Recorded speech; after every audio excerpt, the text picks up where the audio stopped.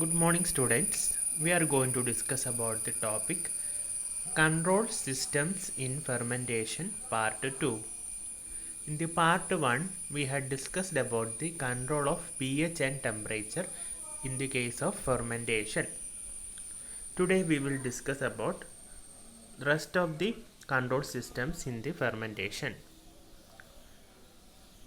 First, we will discuss about the controlling and monitoring of sterilization. So, first topic in this sterilization is the sterilization of the equipment. Usually, this equipment or the fermenter is sterilized using pressurized steam at 120 degrees Celsius for 20 minutes, followed by subsequent cooling. The valves of the fermenter should be easily sterilizable, and we should be careful about selecting the valves which are easily sterilizable. So after sterilization, the fermenter should be kept under a positive pressure, and each part should be capable of independent sterilization. നമ്മൾ കഴിഞ്ഞ ക്ലാസ്സിൽ discuss ചെയ്തുകൊണ്ടിരുന്നത് control systems in ഫെർമെൻറ്റേഷൻസ് ആയിരുന്നു.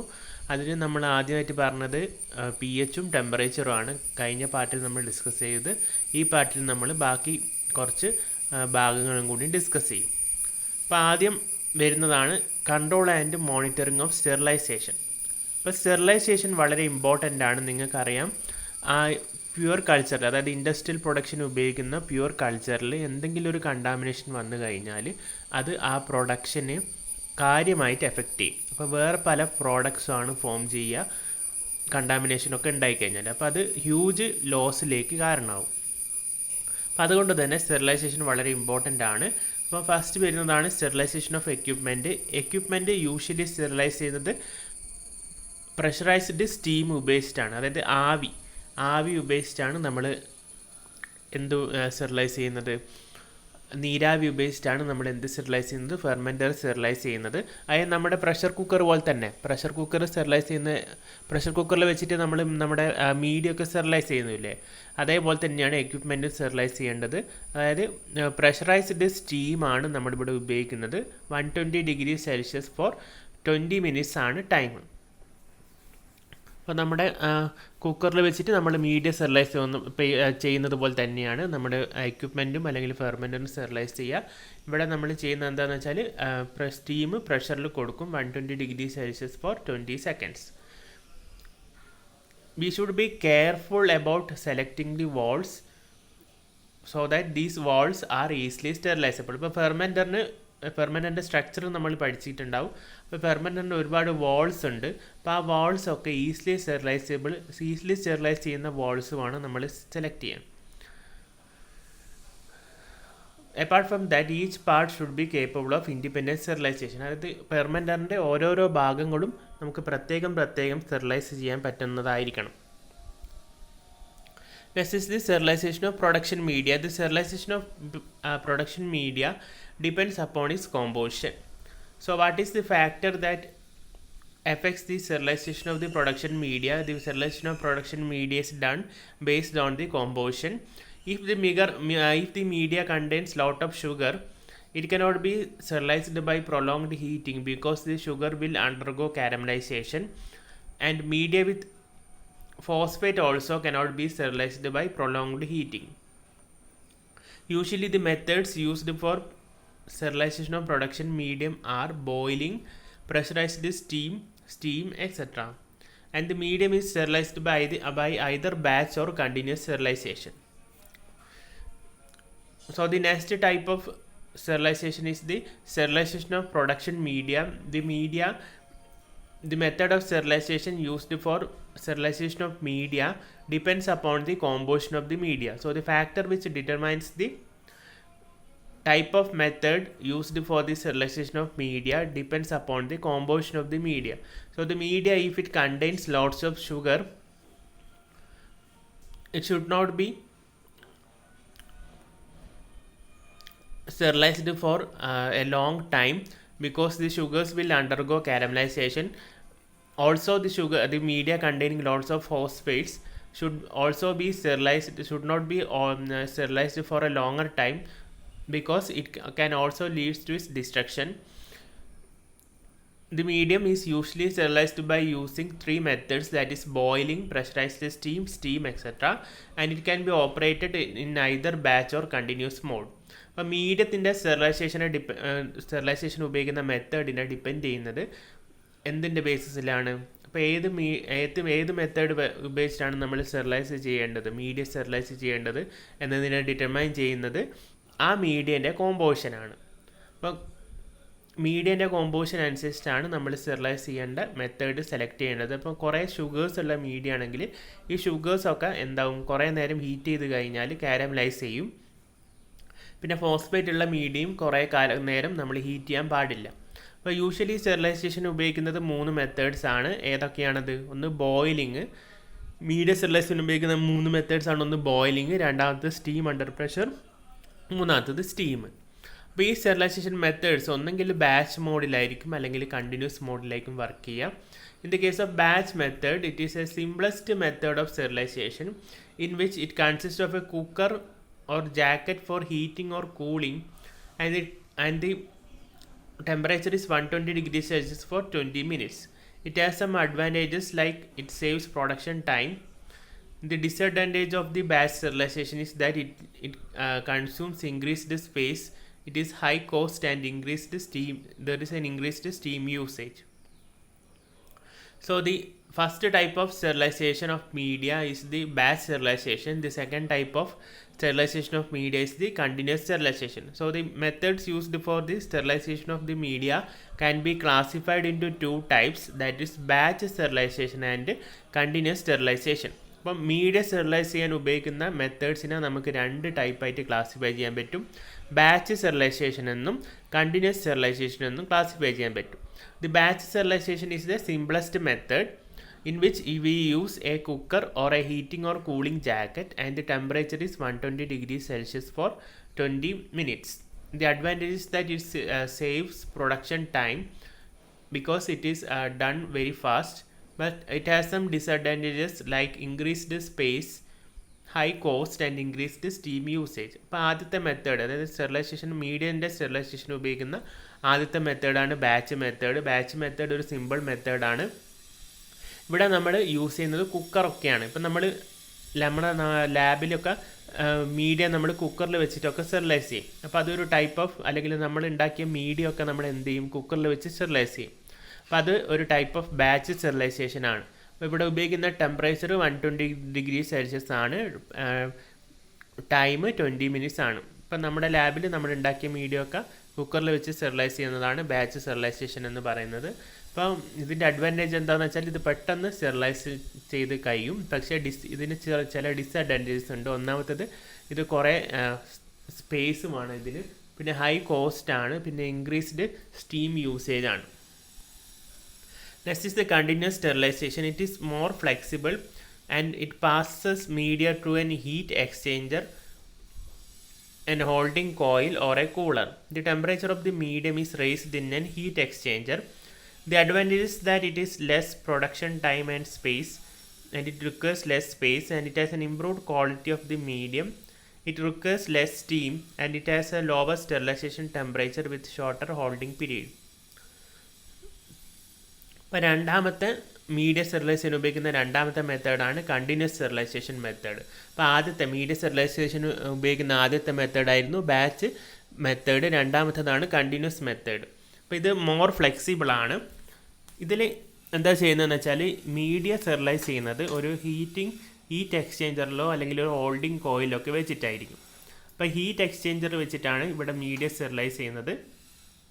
ഇതിന് ചില advantages ഉണ്ട്. ഒന്നാമത്തത് media പെട്ടെന്ന് സ്റ്റെറിലൈസ് ആവും, അതായത് ലെസ് പ്രൊഡക്ഷൻ ടൈം, പിന്നെ കുറച്ച് സ്പേസ് മതി ഇതിന്. ഇപ്പോൾ less space, it requires less space, പിന്നെ improved quality of the media നല്ലോണം സ്റ്റെറിലൈസ്ഡ് ആവും, പിന്നെ ലെസ് സ്റ്റീം കൺസപ്ഷൻ, അതായത് സ്റ്റീം കൺസപ്ഷൻ കുറവാണ് ബാച്ച് സ്റ്റെറിലൈസേഷനെ കമ്പയർ ചെയ്ത് നോക്കുമ്പോൾ, പിന്നെ lower sterilisation temperature with shorter holding period. ഇപ്പോൾ കുറച്ച്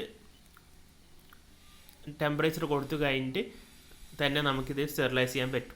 അപ്പം 2 ടൈപ്പ് ഓഫ് സ്റ്റെറിലൈസേഷൻ മീഡിയൻ്റെ 2 ടൈപ്പ് ഓഫ് സ്റ്റെറിലൈസേഷൻ മെത്തേഡ്സ് ആണ്, ബാച്ചും കണ്ടിന്യൂസും. ബാച്ചിൽ നമ്മൾ കുക്കറൊക്കെ യൂസ് ചെയ്തിട്ടാണ് സ്റ്റെറിലൈസ് ചെയ്യുന്നത്. കണ്ടിന്യൂസിൽ നമ്മൾ ഒരു ഹീറ്റ് എക്സ്ചേഞ്ചർ വെച്ചിട്ടാണ് സ്റ്റെറിലൈസ് ചെയ്യുന്നത്. അപ്പോൾ ഈ കണ്ടിന്യൂസ് സ്റ്റെറിലൈസേഷനെ നമുക്ക് 2ആയിട്ട് ക്ലാസിഫൈ ചെയ്യാൻ പറ്റും. Continuous plate heat exchanger and continuous steam injection flash cooler. അപ്പോൾ ഫസ്റ്റ് വൺ വരുന്നതാണ്, അതായത് ഈ കണ്ടിന്യൂസ് സ്റ്റെറിലൈസേഷനെ നമുക്ക് 2ആയിട്ടാണ് ക്ലാസിഫൈ ചെയ്യാൻ പറ്റുക. അതായത് 2 മെത്തേഡ്സ് ഉപയോഗിച്ചിട്ട് നമുക്ക് മീഡിയൻ്റെ കണ്ടിന്യൂസ് സ്റ്റെറിലൈസേഷൻ ചെയ്യാൻ പറ്റും. ഒന്നാമത്തെ മെത്തേഡാണ് കണ്ടിന്യൂസ് പ്ലേറ്റ് ഹീറ്റ് എക്സ്ചേഞ്ചർ, രണ്ടാമത്തെ മെത്തേഡാണ് കണ്ടിന്യൂസ് സ്റ്റീം ഇഞ്ചക്ടർ വിത്ത് ഫ്ലാഷ് കൂളർ. അപ്പോൾ ആദ്യത്തെ മെത്തേഡാണ് പ്ലേറ്റ് ഹീറ്റ് എക്സ്ചേഞ്ചർ. അപ്പോൾ ആ ഫിഗർ നോക്കുക, അതിലൊരു ഹീറ്റ് എക്സ്ചേഞ്ചർ ഉണ്ട്. ആ ഹീറ്റ് എക്സ്ചേഞ്ചറിലൂടെ ആദ്യം മീഡിയ പാസ് ചെയ്യും. അപ്പോൾ ഹീറ്റ് എക്സ്ചേഞ്ചറായിട്ട് നമ്മൾ യൂസ് ചെയ്യുന്നത് ഹോട്ട് പ്ലേറ്റ് ആണ്. അപ്പോൾ ഈ ഹോട്ടായിട്ടുള്ള ഈ ഹീറ്റ് എക്സ്ചേഞ്ചറിലൂടെ മീഡിയ പാസ് ചെയ്യുമ്പോൾ മീഡിയൻ്റെ ടെമ്പറേച്ചർ കൂടും. അപ്പോൾ ഈ ഹീറ്റ് എക്സ്ചേഞ്ചറിലേക്ക് നമുക്ക് എന്ത് കൊടുക്കുന്നുണ്ട്? പ്രഷറൈസ്ഡ് സ്റ്റീം, അതായത് ഹോട്ട് സ്റ്റീം നമ്മൾ ഈ ഹീറ്റ് എക്സ്ചേഞ്ചറിലേക്ക് കൊടുക്കുന്നുണ്ട്. അങ്ങനെയാണ് നമ്മൾ ഹീറ്റ് എക്സ്ചേഞ്ചറിനെ ചൂടാക്കുന്നത്. അപ്പോൾ ഈ ചൂടായിട്ടുള്ള ഹീറ്റ് എക്സ്ചേഞ്ചറിലൂടെ മീഡിയ പാസ് ചെയ്യുമ്പോൾ മീഡിയ ചൂടാവും. അപ്പോൾ 20 മിനിറ്റ് നമ്മൾ ഹോൾഡ് ചെയ്യണ്ടേ, അത് ആ ഹോൾഡ് ചെയ്യുന്നത് ഈ ഹോൾഡർ പാർട്ടിലാണ്. ഇപ്പോൾ ഒരു ഹോൾഡർ പാർട്ട് കണ്ടില്ല, ഒരു കേർവ് പോലെയുള്ളതാണ് ഹോൾഡർ പാർട്ട്. ആ ഹോൾഡർ പാർട്ടിൽ 20 മിനിറ്റ്സ് ഹോൾഡ് ചെയ്യും. അതിനുശേഷം സ്റ്റെറിലൈസേഷൻ കഴിഞ്ഞതിന് ശേഷം കൂളറിൽ വെച്ചിട്ട് മീഡിയനെ കൂൾ ചെയ്തിട്ട് യൂസ് ചെയ്യും. അപ്പോൾ first type of continuous sterilisation ആണ് continuous plate heat exchanger. It consist of heat exchanger which is heated by steam. After the media is passed through this heat exchanger and after it become hot, it is held in this sterilization temperature in a holder part. Then after sterilization it is cooled in a cooler part, then it is used. അപ്പം ആദ്യം തന്നെ plate heat എക്സ്ചേഞ്ചറിൻ്റെ കേസിൽ ഒരു heat exchanger ഉണ്ടാവും. അതിനെ ചൂടാക്കാൻ ഉപയോഗിക്കുന്നത് സ്റ്റീമാണ്. അപ്പോൾ ഈ ചൂടായ ഹീറ്റ് എക്സ്ചേഞ്ചറിലൂടെ മീഡിയ പാസ് ചെയ്യുമ്പോൾ മീഡിയൻ്റെ ടെമ്പറേച്ചർ കൂടും. അതിനുശേഷം ആ ഒരു ഹോൾഡർ ടെമ്പറേച്ചറിൽ 20 മിനിറ്റ് ഹോൾഡ് ചെയ്യും, ആ ഒരു ഹൈ ടെമ്പറേച്ചറിൽ. അതിനുശേഷം അതിനെ കൂൾ ചെയ്യാൻ വേണ്ടിയിട്ട് അതിനെ കൂളറിലൂടെ പാസ് ചെയ്യും. അപ്പോൾ അതിൻ്റെ ടെമ്പറേച്ചർ തണുക്കും. ഇനി അതിനെ നമുക്ക് ഉപയോഗിക്കാം. The second one is the steam injector flash cooler. So it consist of A steam injector that injects hot steam into the media which leads to the increase in the temperature. Then it is held in the holder part for 20 minutes. After that it is cooled with a flash cooler. അപ്പോൾ പേര് തന്നെയുണ്ട് steam injection flash cooling. അപ്പോൾ steam inject ചെയ്യുക, അതിനുശേഷം cool ചെയ്യുക, അതാണ് ഇവിടെ സംഭവിക്കുന്നത്. അപ്പോൾ സ്റ്റീം ഇഞ്ചക്ഷൻ ചെയ്യാൻ വേണ്ടിയിട്ട് ഒരു സ്റ്റീം ഇഞ്ചക്ടർ ഉണ്ടാവും. അപ്പോൾ ഈ സ്റ്റീം ഇഞ്ചക്ടർ എന്ത് ചെയ്യും? ഹോട്ട് സ്റ്റീം മീഡിയയിലേക്ക് ഇഞ്ചക്ട് ചെയ്യും. അപ്പോൾ ആ മീഡിയൻ്റെ ടെമ്പറേച്ചർ കൂടും. അതിനുശേഷം അതിനെ 20 മിനിറ്റ് ഹോൾഡ് ചെയ്യാൻ വേണ്ടിയിട്ട് ഒരു ഹോൾഡർ പാർട്ടുണ്ട്. ആ ഹോൾഡർ പാർട്ടിൽ 20 മിനിറ്റ് ഹോൾഡ് ചെയ്തതിന് ശേഷം അതിനെ തണുപ്പിക്കാൻ വേണ്ടിയിട്ട് ഫ്ലാഷ് കൂളറിലേക്ക് പറഞ്ഞയക്കും. അപ്പം സ്റ്റെറിലൈസേഷൻ കഴിഞ്ഞ് മീഡിയ തണുത്ത് അതിനെ നമുക്ക് ഉപയോഗിക്കാൻ പറ്റും. അപ്പോൾ 2 ടൈപ്പ് കണ്ടിന്യൂസ് സ്റ്റെറിലൈസേഷൻ മെത്തേഡ്സ് ആണ് ഉള്ളത്. ഒന്ന് കണ്ടിന്യൂസ് പ്ലേറ്റ് ഹീറ്റ് എക്സ്ചേഞ്ചറും രണ്ടാമത്തത് കണ്ടിന്യൂസ് സ്റ്റീം ഇഞ്ചക്ഷൻ ഫ്ലാഷ് കൂളറുമാണ്. അപ്പോൾ കണ്ടിന്യൂസ് പ്ലേറ്റ് ഹീറ്റ് എക്സ്ചേഞ്ചറിൽ പേര് പറഞ്ഞ പോലെ തന്നെ എന്തുണ്ട്? ഒരു ഹോട്ട് പ്ലേറ്റ് ഉണ്ട്. ആ ഹോട്ട് പ്ലേറ്റിൻ്റെ ടെമ്പറേച്ചർ നമ്മൾ സ്റ്റീം വെച്ചിട്ടാണ് കൂട്ടുന്നത്. അപ്പോൾ ആ ഹോട്ട് പ്ലേറ്റിലൂടെ അല്ലെങ്കിൽ ഹോട്ട് എക്സ്ചേഞ്ചറിലൂടെ നമ്മുടെ മീഡിയ പാസ് ചെയ്യുമ്പോൾ നമ്മുടെ മീഡിയൻ്റെ ടെമ്പറേച്ചർ കൂടും. അതിനുശേഷം അതിനെ 20 മിനിറ്റ്സ് ഹോൾഡർ പാർട്ടിൽ ഹോൾഡ് ചെയ്തതിന് ശേഷം സ്റ്റെറിലൈസേഷൻ കഴിയും. പിന്നെ അതിനെ കൂൾ ചെയ്യാൻ കൂളറിലേക്ക് വിടും, എന്നിട്ട് യൂസ് ചെയ്യും. അപ്പം അടുത്തതാണ് continuous steam injected flash cooler. അതിൽ ഒരു സ്റ്റീം ഇഞ്ചക്ടർ ഉണ്ടാവും. ആ സ്റ്റീം ഇഞ്ചക്ടർ ഉപയോഗിച്ചിട്ട് നമ്മൾ സ്റ്റീം ഹൈ പ്രഷറിലും ഹൈ ടെമ്പറേച്ചറിലും മീഡിയയിലേക്ക് ഇഞ്ചക്ട് ചെയ്യും. അപ്പോൾ മീഡിയൻ്റെ ടെമ്പറേച്ചർ കൂടും, അത് സ്റ്റെറിലൈസ്ഡ് ആവും.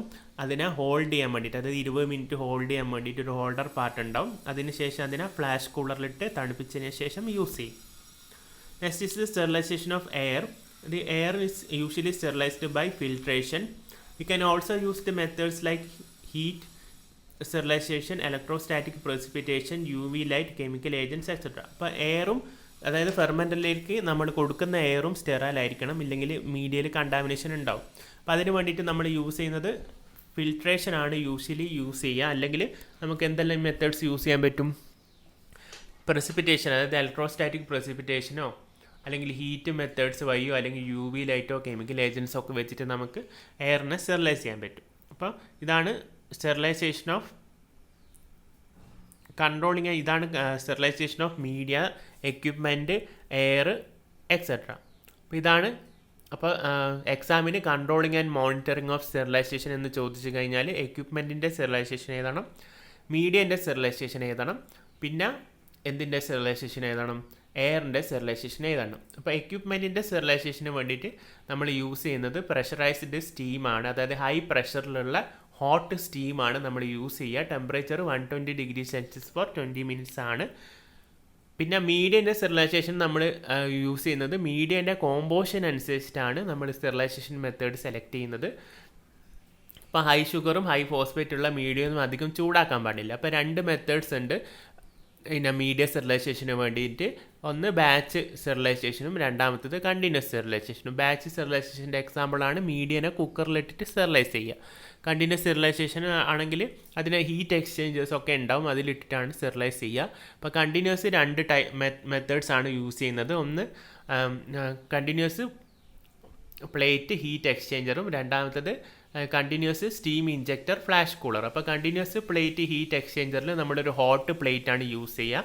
ആ ഹോട്ട് പ്ലേറ്റിലൂടെ നമ്മൾ മീഡിയ പാസ് ചെയ്യുമ്പോൾ മീഡിയ ചൂടാവും, പിന്നെ അതിന് ഹോൾഡർ പാർട്ടിൽ ഹോൾഡ് ചെയ്യും, അതിനുശേഷം കൂൾ ചെയ്തിട്ട് യൂസ് ചെയ്യും.